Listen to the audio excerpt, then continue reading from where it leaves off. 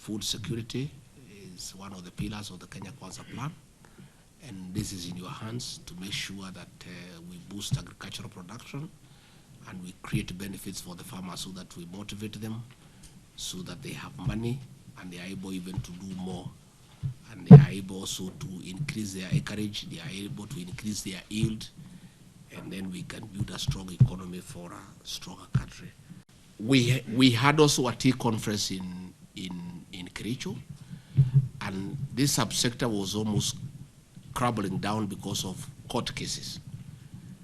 There had been elections in KTDA, and the directors who had been there for a long time were not satisfied with the outcome of the results that made them leave the subsector, and they filed many cases.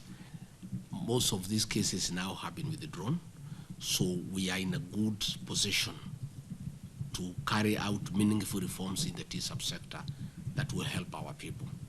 Again, we have a serious challenge in terms of marketing. As we speak, we have a lot of tea.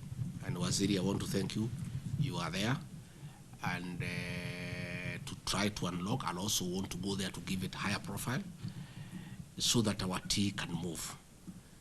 And there are also serious challenges, again, in the tea subsector.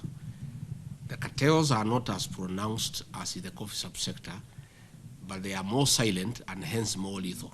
The coffee subsector has had perennial problems for almost the last 2 decades, arising of 2 factors. One, after the subsector was privatized, the private sector moved in and took over the sector to the disadvantage of the farmers. We had very strong institutions that were managed by farmers, the Coffee Board of Kenya, KPCU, the Coffee Research Foundation, and all those who are replaced by profiteers. And as a result, a systematic program of exploitation of coffee farmers went underway. As a result, once the farmers did not get commensurate compensation for their sweat and effort, they started neglecting the crop.